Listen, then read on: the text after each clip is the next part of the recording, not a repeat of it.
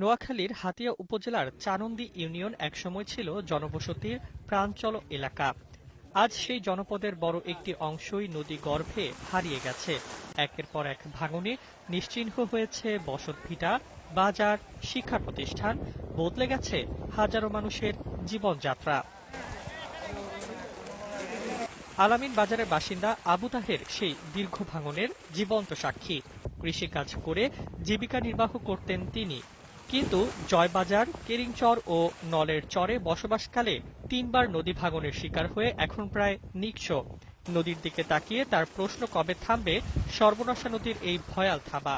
বর্তমান আমি ৩বারে বাঙ্গার কবলে পড়ে বিচ্ছিন্ন হয়ে গেছি। এখন যেখানে আছি এটা অতি দ্রুত যদি কাজ না হয় তাহলে আমি একেবারে সর্বহারা হয়ে দাঁড়াবো রাস্তার পাশে।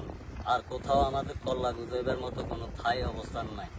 স্থানীয়দের ভাষ্য অনুযায়ী গত এক যুগে চানন্দি ইউনিয়নের কেরিংচর, মুজিববাজার থেকে থানার হাট, আলামিন বাজার ও ভূমিহীন বাজার পর্যন্ত প্রায় ২০ কিলোমিটার এলাকা নদী গর্ভে বিলীন হয়েছে। এতে ২৫ থেকে ৩০ হাজার পরিবার ভিটেমাটি হারিয়ে ভূমিহীন হয়ে পড়েছে। অনেক পরিবারকে ৩ থেকে ৪ বার পর্যন্ত স্থান পরিবর্তন করতে হয়েছে। শুধু বসত ভিটাই নয়, নদী গর্ভে হারিয়ে গেছে একাধিক বাজার, মসজিদ, মন্দির, মাদ্রাসা, শিক্ষা প্রতিষ্ঠান এবং গুরুত্বপূর্ণ সড়ক। ফলে জনজীবনে নেমে এসেছে স্থবিরতা, ব্যাহত হচ্ছে শিক্ষা ও অর্থনৈতিক কার্যক্রম। আমাদের এখানে প্রায় বর্ষার আগে 2 কিলো ভাঙে গেছে। এ পর্যন্ত আমাদের প্রায় 20,000 ফ্যামিলি ধ্বংস হয়ে গেছে। যদি এই বর্ষার ভিতরে যদি নদী ভাঙা যদি না হয় তাহলে আমাদের আরো অনেক ক্ষয়ক্ষতি হয়ে যাবে। 7-8 ভাঙ্গা দেওয়ার পরে প্রকল্প আশ্রয় নিলাম, নেওয়ার পরে এখন যদি প্রকল্প চলে যায় আমরা কোথেকে দাঁড়াবো? আমরা 2 নং চানন্দি ইউনিয়নবাসী নদী ভাঙ্গা সরবরাহ হয়ে গেছি। এখান থেকে নিম্নে এ বর্ষার মৌসুম আসতে আসতে 1200-1300 পরিবার বিচ্ছিন্ন হয়ে অন্য জায়গায় চলে গেছে। এখানে আমাদের এই নদীর প্রকল্পটা বাজেট হয়েছে, বরাদ্দ হয়েছে, কিন্তু পানি উন্নয়ন বোর্ডের এখন পর্যন্ত কেউ আসেও নাই। আমাদের এখানে কেউ দেখেও না যে এই কাজটা কি চলমান আছে, কি চলমান হবে। এ বিষয়ে কোনো এখন পর্যন্ত পানি উন্নয়ন বোর্ড থেকে তদারকি হচ্ছে না। আমাদের প্রধানমন্ত্রী তারেক রহমানের কাছে আকুল আবেদন, ইমার্জেন্সি আমাদের এই নদী শাসনের কাজটা করে। ভাঙন রোধে বহুবার মানববন্ধন ও প্রতিবাদ কর্মসূচি পালন করলেও দৃশ্যমান কোনো পদক্ষেপ না পাওয়ায় ক্ষোভ প্রকাশ করেছেন এলাকাবাসী। তাদের অভিযোগ, নদী ভাঙন ঠেকাতে জিও ব্যাগ ও ব্লক নির্মাণের জন্য সরকার ৬২ কোটি টাকা বরাদ্দ দিলেও এখনো প্রকল্পের কাজ অদৃশ্য কারণে শুরু হয়নি। পানি উন্নয়ন বোর্ড নোয়াখালীর নির্বাহী প্রকৌশলী SM রেফাত জামিল জানান, ওয়ার্ল্ড ব্যাংকের অধীনে চানন্দি ইউনিয়নের থানার হাট বাজার থেকে ভূমিহীন বাজার পর্যন্ত ৬ কিলোমিটার প্রোটেক্টিভ ওয়ার্ক কাজের অনুমোদন হয়েছে।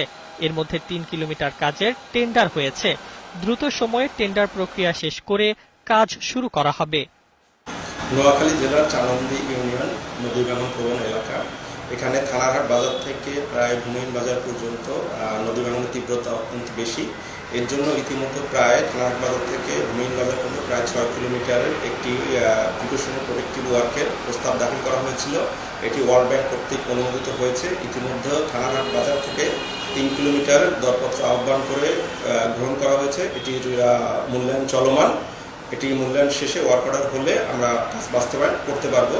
তাহলে দেখা যাবে থানারহাট বাজার থেকে প্রায় ৩ কিলোমিটারের ভাঙনটা কিছুটা লাঘব হবে এবং পরবর্তী ৩ কিলোমিটারের জন্য ডিজাইন কাজ চলমান। ডিজাইন শেষ হলে আমরা পরবর্তী কাজ বাস্তবায়ন করব।